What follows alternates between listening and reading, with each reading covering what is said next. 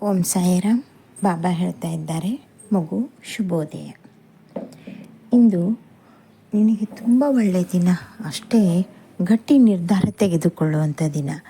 ನೀನು ಏನು ಮಾಡ್ತಾ ಇದ್ದೀಯಾ, ಮುಂದೆ ನೀನು ಏನು ಮಾಡಬೇಕು, ಯಾವುದಕ್ಕೋಸ್ಕರ ಮುಂದುವರಿಬೇಕು, ಎಲ್ಲವುದಕ್ಕೂ ಒಂದು ಕ್ಲಾರಿಟಿ, ಅಂದರೆ ನಿನ್ನ ಜೀವನದ ಮುಂದಿನ ಭವಿಷ್ಯಕ್ಕೆ ಇಂದು ಯಾವ ರೀತಿ ತೀರ್ಮಾನ ತೆಗೆದುಕೊಳ್ಳಬೇಕೆಂಬುದೇ ನಿರ್ಧಾರವಾಗುವಂಥ ದಿನ.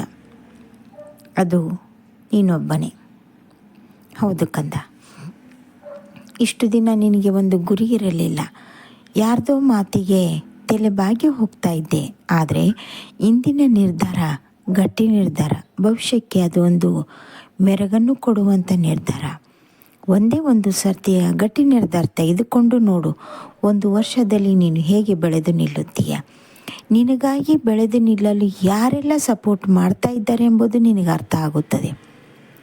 ಚಿಂತೆ ಮಾಡಬೇಡ, ನಿನ್ನ ಜೊತೆಗೆ ನಾನು ಸದಾಕಾಲ ಇದ್ದೇ ಇದ್ದೇನೆ. ಹಾಗೆಯೇ ಇಂದು ದಂಪತಿಗಳ ನಡುವೆ ಯಾವ ಮನಸ್ತಾಪನೂ ಇರೋದಿಲ್ಲ. ಆರಾಮಾಗಿರು, ಖುಷಿಯಿಂದ ಇರು. ಒಬ್ಬರಿಗೊಬ್ಬರು ಬಿಟ್ಟು ಕೊಡದೆ ನಿಮ್ಮ ಜೀವನದಲ್ಲಿ ಎಷ್ಟೊಂದು ಮುಖ್ಯವಾಗಿದ್ದೀರಾ ಅನ್ನೋದನ್ನು ತೋರಿಸಿಕೊಳ್ಳುವಂಥ ಈ ದಿನ ಸದುಪಯೋಗ ಮಾಡಿಕೊಳ್ಳಲೇಬೇಕು. ಒಂದು ಸಲ ಬ್ರಹ್ಮಗಂಟು ಹಾಕಿದ ಮೇಲೆ ನಾನು ಬಿಟ್ಟು ಹೋಗ್ತೀನಂದ್ರೂ ಬಿಡಲಿಕ್ಕೆ ಆಗದೇ ಇರುವಂಥ ಸಂಬಂಧ.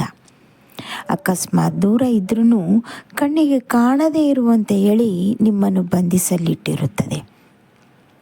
ಎಲ್ಲೇ ಹೋದ್ರೂ, ಎಷ್ಟೇ ದೂರ ಹೋದ್ರೂ ಅದು ನಾನು ನೀನು ಒಂದು ಎನ್ನುವುದನ್ನು ತೋರಿಸಿಕೊಡುವಂಥದ್ದು.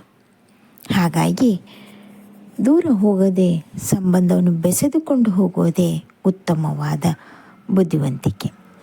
ಚಿಂತೆ ಮಾಡಬೇಡ. ಹಾಗೇನೆ ಕಂದ, ನಿನಗೋಸ್ಕರ ಒಬ್ಬರು ಪ್ರತಿದಿನವೂ ನಿನ್ನ ಏಳಿಗೆ, ನಿನ್ನ ಶ್ರೇಯಸ್ಸು, ನಿನ್ನ ಆರೋಗ್ಯಕ್ಕೋಸ್ಕರ ನನ್ನ ಹತ್ರ ಪದೇ ಹೇಳ್ತಾನೆ ಇದ್ದಾರೆ.